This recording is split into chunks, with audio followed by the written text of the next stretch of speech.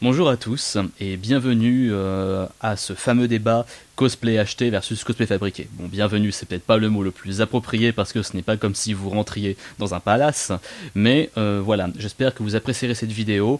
J'avais déjà fait une précédente vidéo par rapport au débat qu'on va aborder aujourd'hui, mais c'était une vidéo dans laquelle je posais des arguments, mais de manière pas très structurée. C'était plus une vidéo réaction par rapport à une personne sur un groupe Facebook qui a fait un caca nerveux, qui était ultra vénère, juste parce qu'il y a des gens qui osent acheter des cosplays au lieu de les fabriquer. Pas bien. Ah, décidément, c'est pas comme s'il y avait des choses plus graves sur Terre. Enfin bon.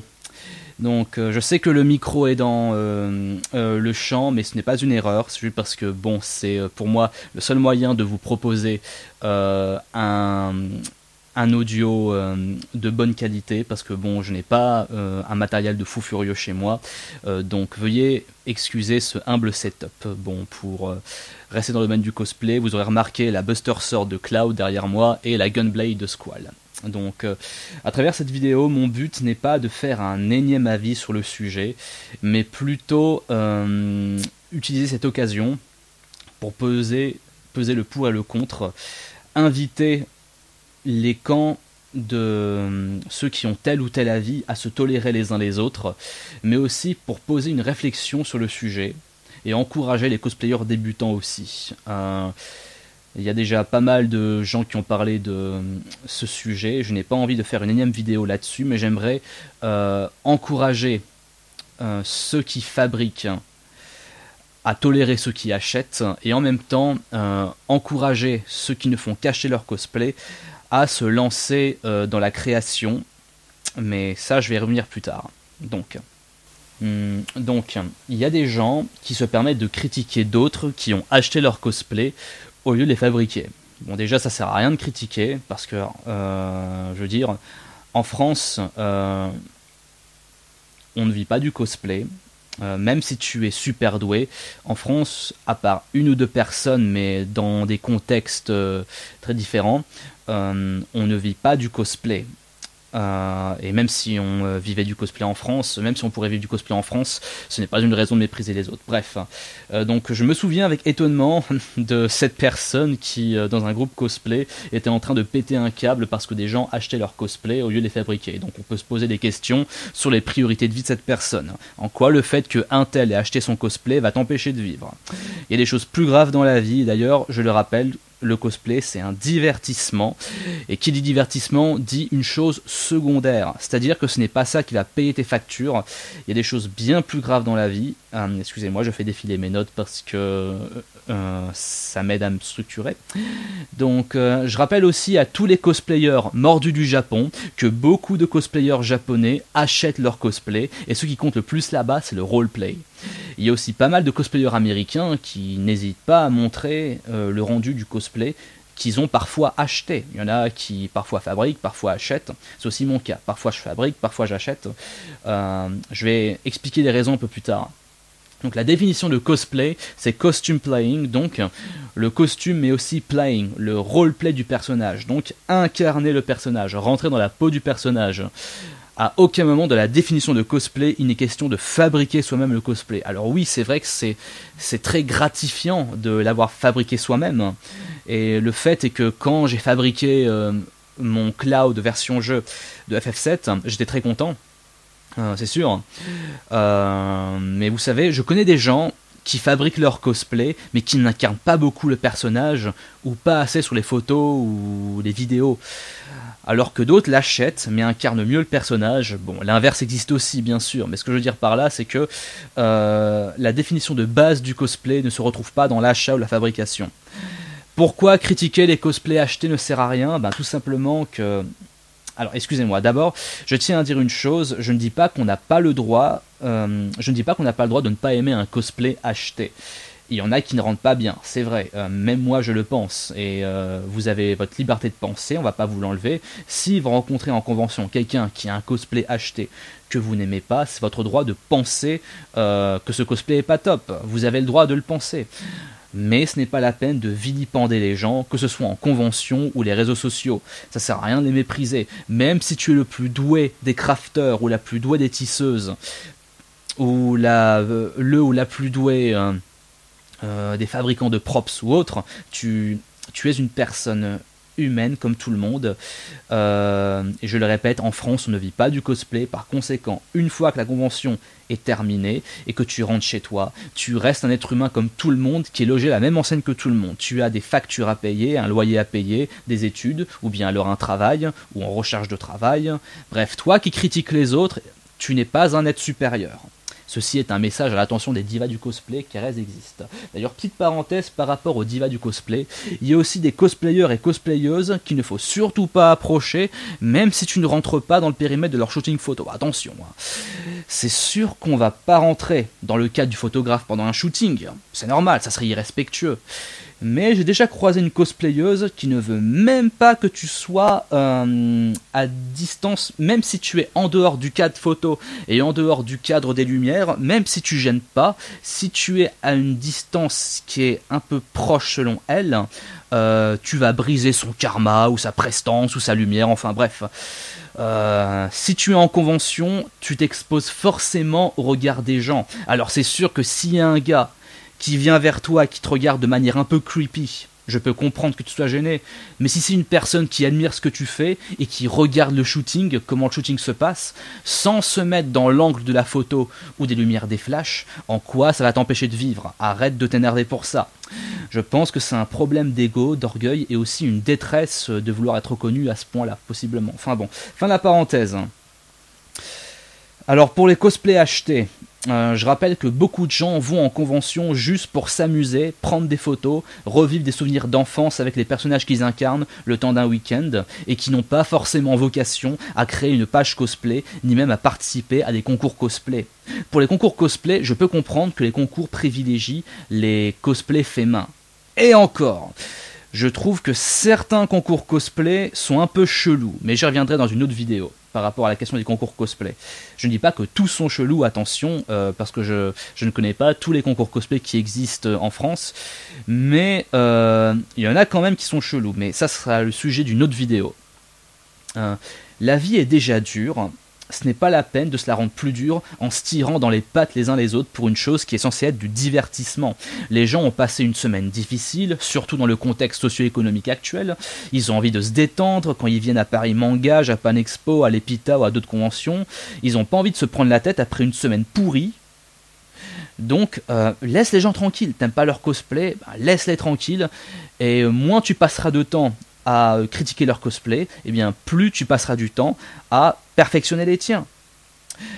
Toi qui fabriques les cosplays, continue à travailler sur ton art, continue à progresser, mais laisse les autres tranquilles. Et puis en les laissant tranquilles, tu auras plus de temps pour toi-même. Après, bien sûr, je suis d'accord que c'est un problème quand certains prétendent avoir fabriqué leur cosplay alors qu'ils les ont achetés, mais ils ne sont pas si nombreux que ça. Je connais beaucoup de gens qui assument le fait d'avoir acheté leur cosplay. Il y a des gens qui sont magnifiques dans leur cosplay, même acheté, car ils rentrent dans le personnage.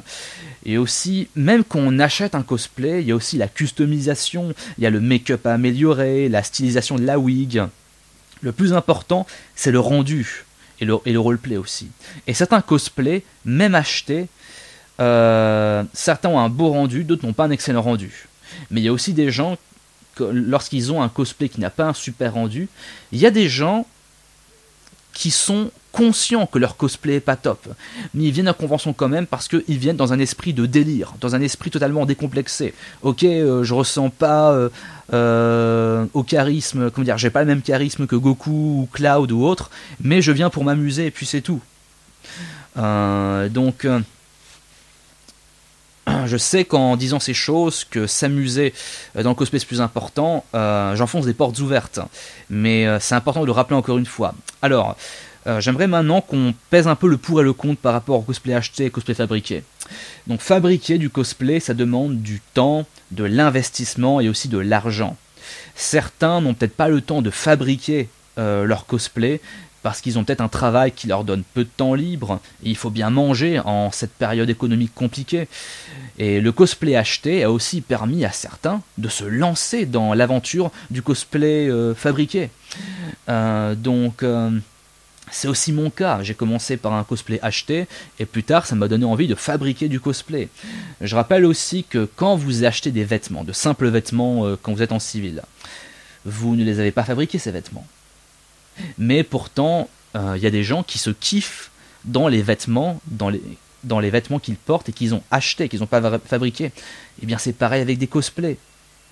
Quand j'avais acheté mon Cloud version Adventure Children, je me kiffais dedans, même si je ne l'avais pas fabriqué, parce que j'aimais le rendu. Bon, j'ai changé de point de vue parce que, étant donné que j'ai appris à l'améliorer, ben forcément que maintenant, je ne suis plus intéressé par l'ancienne version, mais vous comprenez ce que je veux dire. On peut se kiffer, même dans un cosplay acheté, lorsqu'on aime le personnage, lorsqu'on aime le rendu que ça donne. Alors, pour ceux qui ne mettent que des cosplays achetés et qui ont les moyens de le faire, je vous invite un jour à envisager de créer des cosplays. Pourquoi ? Déjà, certains personnages ou certaines versions du personnage n'existent pas en version achetable. C'est ça qui m'a poussé à créer mon Cloud version jeu à la base.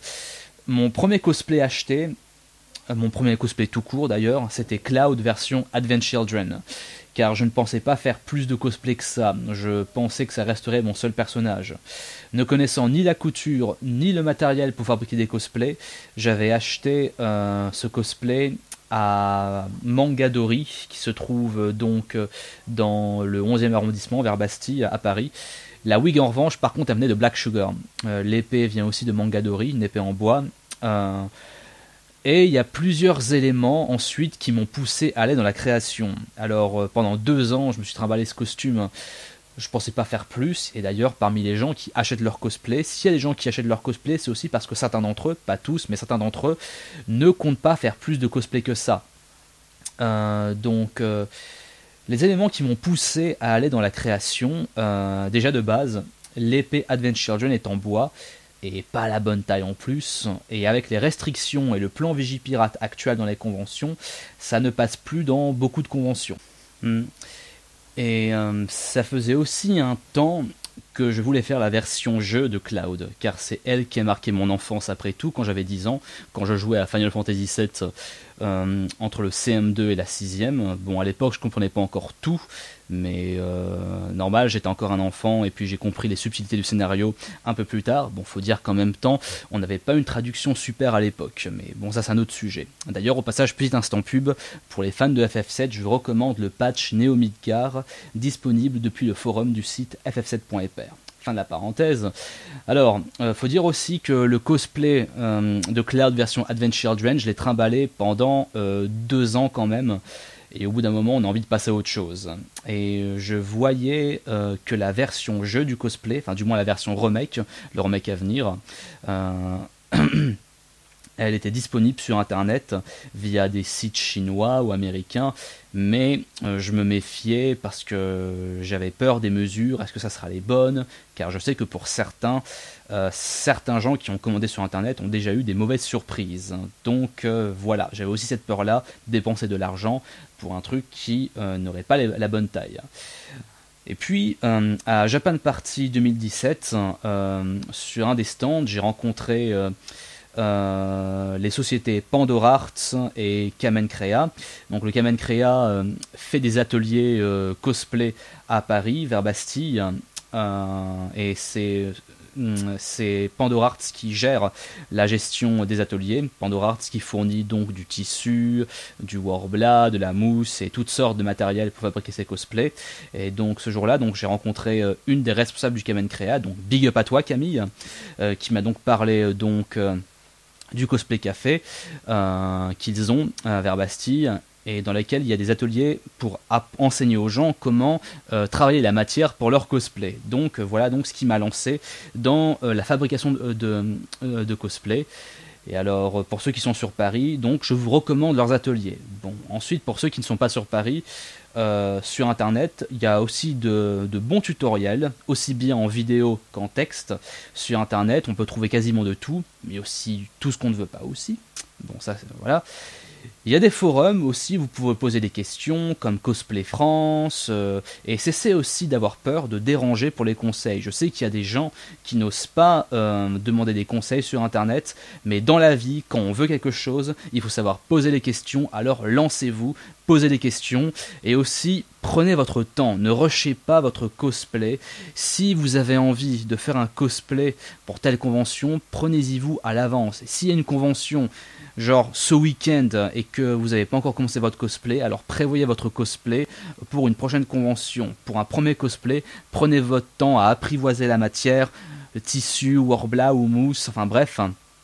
Donc pour mon cas, au bout de 2 mois, en espaçant mes dépenses, mon premier cosplay fabriqué, donc Cloud, mes versions jeu, était fini. Alors oui, 2 mois parce que je ne travaillais pas tous les jours dessus non plus. Et 2 semaines en plus environ pour l'épée. Bon, le ponçage, c'est pas moi qui l'ai fait parce que je n'ai pas le matos chez moi pour le ponçage. J'ai eu un coup de main pour le ponçage de cette épée que vous voyez ici. Et aussi pour la Gunblade ici. Bref, c'était un rêve. Et aussi, créer un cosplay, ça a quelque chose, je ne sais, comment dire, un petit je ne sais quoi ludique, quand on travaille la matière. Et il y a un sentiment de satisfaction quand le cosplay est fini. Alors donc, c'est pour ça que si vous avez le temps et les moyens, parce que bon, tout le monde n'a pas forcément les moyens et le temps, eh bien, je vous invite à tâtonner, à commencer à caresser l'idée de fabriquer des cosplays. Alors actuellement, dans ma liste cosplay, il y a des cosplays achetés et des cosplays fabriqués. Alors en acheté, il y a Cloud version Advent Children et Trunks du futur, Dragon Ball Z. Et en fabriqué, Cloud version jeu et Squall Leonhardt. Et en cosplay placard, Kazuma Kiryu de Yakuza et bientôt Kyo Kusanagi. Il manque juste un élément. Voilà. Cela dit, maintenant, je suis en train de refaire le Cloud version Advent Children. Donc j'ai customisé certaines parties. J'ai refait les polières par mes propres mains cette fois-ci. Et je suis en train de refaire les épées qui se déclipsent. Et pour Trunks, même si là j'ai acheté le cosplay, j'ai fait l'épée et le fourreau, avec un petit coup de main pour le ponçage encore une fois, et les bottes aussi. Je suis très honnête sur ce que je fais et ce que je ne fais pas, car j'estime qu'il faut rendre à César ce qui est à César, comme disait le Christ. Donc la question des cosplays achetés et fabriqués, c'est aussi une question de rendu. Donc je tolère donc les cosplays achetés, puisque moi-même, j'ai commencé par le cosplay acheté, et peut-être qu'à l'avenir, je ne sais pas, peut-être qu'il y aura certains cosplays que j'achèterai. Ça, je ne le sais pas, mais pour l'instant, je m'oriente davantage vers la création. Vous savez, mon Squall de Final Fantasy VIII m'a coûté bien moins cher en tissu que certains cosplays achetables sur internet qui ont un rendu vraiment pas top. Alors bon, mon cosplay actuel de Squall, j'ai encore quelques améliorations à faire dessus parce qu'il me manque quelques éléments, mais rien que pour le tissu, j'ai fait de sacrées économies par rapport à ce qui se trouve sur internet ou même dans certaines boutiques. Et puisqu'on parle de rendu, eh ben, j'ai envie de vous montrer un exemple concret de différence de rendu et qui peut-être, je l'espère, encouragera certaines personnes qui ne font qu'acheter leur cosplay à commencer à caresser l'idée de faire de la fabrication, si bien sûr vous en avez le temps, les moyens et l'envie bien sûr. Par exemple, voici l'épaulette de Cloud version Advent Children. Et donc elle est assez petite je trouve, et le problème c'est que même en attachant la sangle, eh bien cette épaulière ne tient pas très bien, et quand je me baladais en convention avec, plutôt que de faire l'effet droit que c'est censé avoir, souvent ça partait comme ça, en biais, et ça rendait pas top. Et maintenant voici l'épaulière que j'ai refaite durant l'été dernier. Bon, déjà elle est plus massive, et puis la manière dont j'ai fait la coque, quand j'ai travaillé donc la mousse, puis le Worbla et la Finflex par-dessus, j'ai fait en sorte que ça s'encastre mieux sur l'épaule. Et donc, bon là j'ai pas mis la sangle, mais quand on met la sangle, eh bien ça tient bien, ça tient à merveille, parce que j'ai fait en sorte que euh, que la forme de l'épaulière épouse mieux l'épaule. Et aussi, quand on regarde l'épaulière de Cloud, elle est quand même assez massive, alors que la version achetée, elle est un peu petite. Donc, lorsqu'on compare, bon, ça se voit pas très bien quand je les compare tous les deux, mais sur moi, ben, là, bon, c'est petit. Là, c'est quand même plus voyant. Et vous pouvez voir aussi des photos sur ma page Facebook. Bref. Il y a ce petit côté imitation cuir grâce à la Thinflex qui donne un bel effet. Donc voilà pour un exemple de différence de rendu entre cosplay acheté et cosplay fabriqué. Donc quand vous avez un projet cosplay et que vous hésitez à le fabriquer ou l'acheter, donc regardez combien ça va me coûter et qu'est-ce que ça va donner aussi. Quel sera le rendu. Donc il y a plein de facteurs à prendre en compte quand on achète ou on fabrique ses cosplays. Donc ce n'est pas une question de dire c'est bien ou c'est pas bien. Donc voilà, ce débat sur le cosplay acheté fabriqué, il va au-delà de ce que beaucoup de gens disent sur internet en disant oh là là, c'est pas bien le cosplay acheté, c'est de la triche. Non, c'est bien plus complexe que ça. Et alors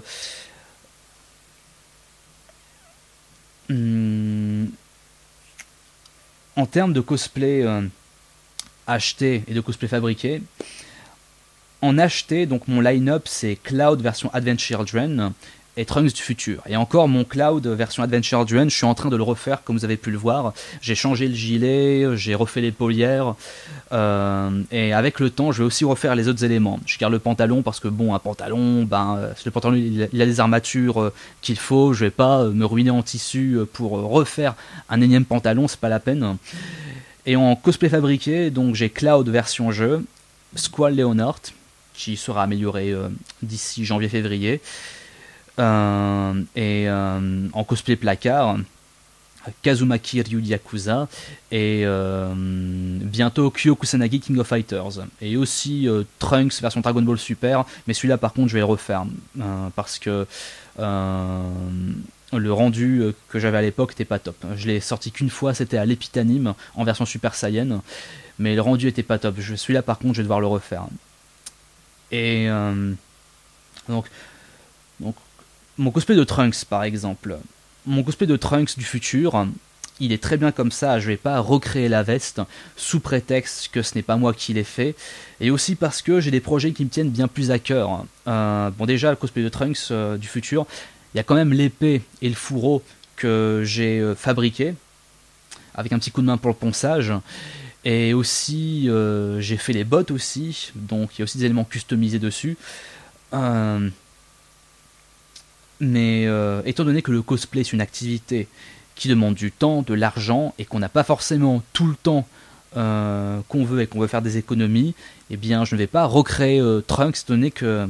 Enfin, le Trunks version Z, j'avais dit que je referais le Trunks version Super, mais le Trunks version Z, je le garderai comme ça, tout simplement parce que il est très bien comme ça, et aussi parce qu'en termes de budget je préfère le dépenser sur mon Cloud version Advent Children que je suis en train de refaire, et surtout sur les épées qui forment l'épée fusion qu'il y a dans le film.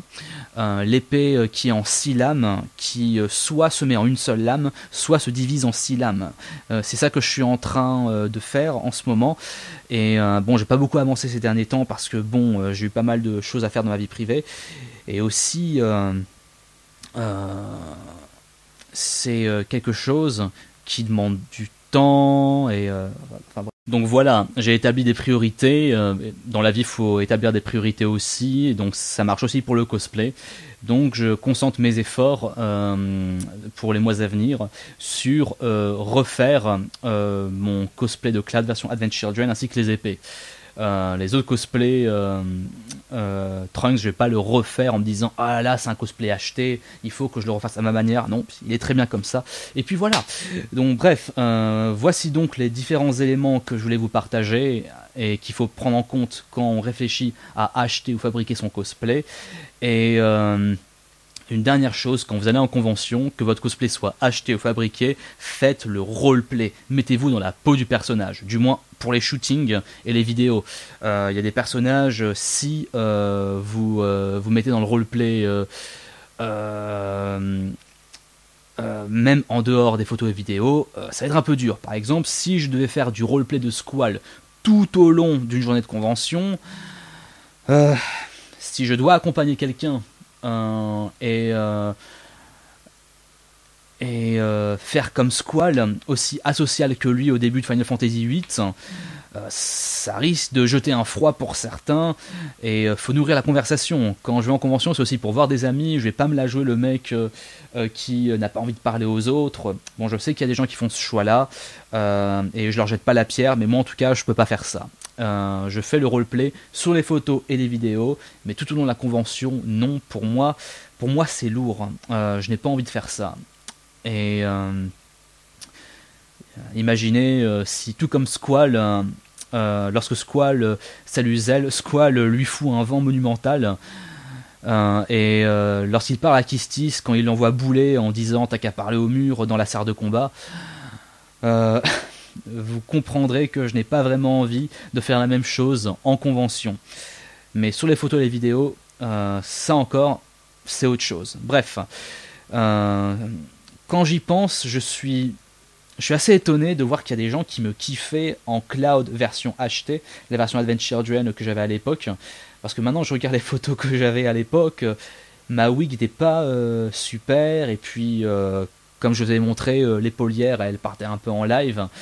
Mais bon, en tout cas, merci à tous ceux qui m'ont toléré en convention. Voilà, c'est tout pour aujourd'hui. Abonnez-vous à ma chaîne Tenchi Kiryu si vous voulez être mis au courant de mes prochaines vidéos. Vous pouvez aussi suivre mon évolution cosplay et mes différents shootings et autres sur ma page Tenchi Kiryu Cosplay sur Facebook. Vous pouvez aussi me suivre sur Instagram. Et pour ceux qui veulent me soutenir un peu financièrement, ce n'est pas obligé bien sûr, j'ai ouvert une page Ko-fi. C'est une page qui permet de soutenir des créateurs et autres artistes et autres gens, cosplayers ou non, qui permet donc de soutenir à la hauteur d'un café. Donc je ne me considère pas assez prolifique pour faire un Patreon, mais